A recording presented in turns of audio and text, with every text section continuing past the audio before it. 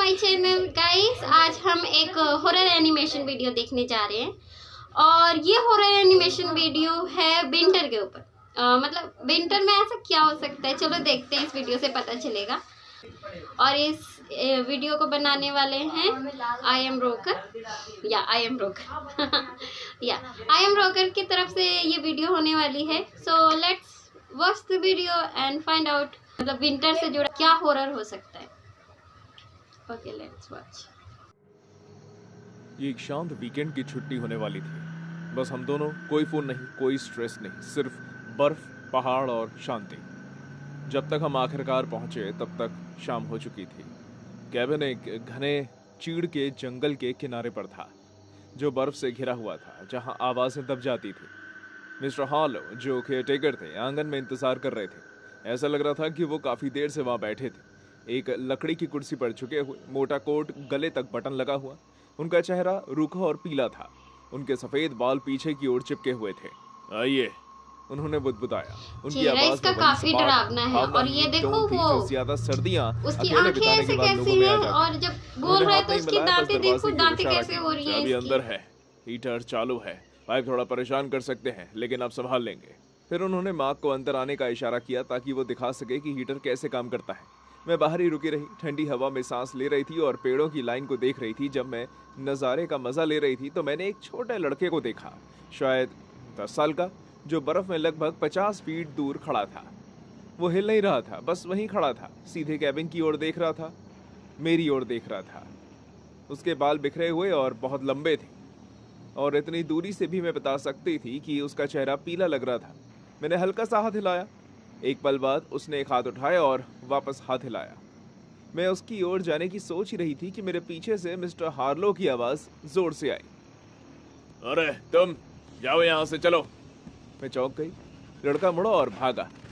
उसके पैरों से बर्फ उड़ रही थी और वो पेड़ों के बीच गायब हो गया। मैं चौंक कर पीछे मुड़ी। हार्लो की आंखें लड़के के जंगल में जाने के रास्ते का पीछा कर रही थी। उनका जबड़ा कस गया था। वो बच्चा चोर है, यहाँ आता रहता है, बेसमेंट के स्टोर से खाना चुराने की कोशिश करता है। उसे उस जगह के पास मत आने देना, सुना तुमने? उसका लहजा तेज था, लगभग धमकी भरा। इससे पहले कि मैं कुछ और पूछ पाती, वो जोर से सीढ़ियों से नीचे उतर और अपने ट्रक में बैठकर चला गया। उस रात उसके बाहर ना होने से केबिन ज्यादा खाली लग रहा था। हवा लकड़ी की दरारों से होकर गुजर रही थी। जब मैं सामान खोल रही थी तब मार्क सूप बना रहा था। हमने आराम करने की कोशिश की लेकिन मैं उस लड़के की तस्वीर अपने दिमाग से नहीं निकाल पा रही थी। पतली जैकेट, खाली हाथ, बर्फ में घूमता। रात के करीब 9 बजे थे जब मैंने फिर से खिड़की से बाहर देखा और वो वापस आ गया था। उसने अपने हाथों को अपने चारों ओर लपेटा हुआ था और उसके होंठ नीले दिख रहे थे। मार्क, वो वापस आ गया है, मैंने फुसफुसाया। मार्क पास आया और शीशे से आंखें छोटी करके देखने लगा। हे भगवान, वो जम रहा है। शायद हम उसे कुछ खाना दे सकते हैं और उसे घर जाने के लिए कहें। इससे पहले कि हम कुछ तय कर पाते, एक हल्की तेज आवाज में, रोने की आवाज ने शांति भंग कर दी। अजीब बात ये थी कि आवाज घर के चारों ओर से आ रही थी, घूमती हुई, चक्कर लगाती हुई, दीवारों से गूंजती हुई, जैसे कोई बच्चा धीरे धीरे रो रहा हो, कभी पास कभी दूर। हम दोनों जम गए। फिर जितनी अचानक ये शुरू हुई थी उतनी ही अचानक रोना बंद हो गया। मार्क ने टॉर्च ली और जवाब खोजने के लिए बाहर निकला। 5 मिनट बाद मैंने मार्क को जोर से मेरा नाम पुकारते हुए सुना। जैसे ही उसकी आवाज बेसमेंट से आई, मैं जोर से उसकी ओर भागी। वो तो बाहर देखने गया था, मार्क पहले से ही आधा अंदर था और बक्सों के ढेर के पास दुबका हुआ था। वो लड़का था। वो डरा हुआ लग रहा था। उसके चेहरे पर मिट्टी लगी थी और उसके कपड़े बर्फ से भीगे हुए थे। अपने कांपते हाथों में उसने पेंट्री के बक्से में से एक से आधी खाई हुई ब्रेड पकड़ी हुई थी। मार्क ने अपनी आवाज धीमी की, बच्चा बेचारा भूखा लग रहा है। ठीक है, भूख लगी होगी, वो खाने के लिए आया हुआ था शायद। लड़के ने जवाब नहीं दिया। उसकी आंखें दरवाजे की ओर घूम गई, जैसे वो उम्मीद कर रहा हो कि कोई अंदर घुस आएगा। सब ठीक है, मैंने धीरे से कहा, उसके पास जाते हुए। उसके होंठ कांपे, उसकी आंखों में आंसू भर आए। फिर कांपती हुई आवाज में उसने, क्या तुम मिस्टर हार्लो को बताओगे कि मैं यहाँ आया था? इससे पहले कि हम जवाब दे पाते, वो आगे बढ़ा और रोते हुए मार्क के पैर पकड़ लिए। प्लीज उन्हें मत बताना, उसने गिड़गिड़ाया। उसकी आवाज कांप रही थी। प्लीज, अगर तुम बताओगे तो वो मेरी बहन को कभी बाहर नहीं निकलने देंगे। मैं जम गई। क्या कहा? तुम्हारी बहन? लड़के ने जोर से सर हिलाया। उसने उसे ये नीचे कमरे में बंद कर रखा है। वो कई दिनों से वही है। उसने कहा कि उसने उससे कुछ चुराया था। मैंने और मार्क ने डर के मारे एक दूसरे को देखा।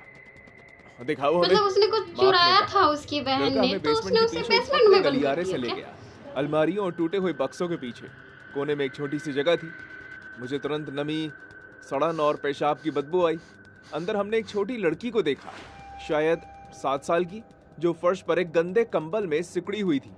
उसकी त्वचा पीली और Is she नीली dead? पड़ी हुई थी, होंठ फटे हुए थे, आंखें शायद आधी जिंदा है। खुली थी। वो इतनी कमजोर लग रही थी कि अपना सर भी नहीं उठा पाई। हे भगवान! मैं उसके बगल में घुटनों के बल बैठकर हाँफने लगी। उसकी त्वचा बर्फ जैसी ठंडी थी।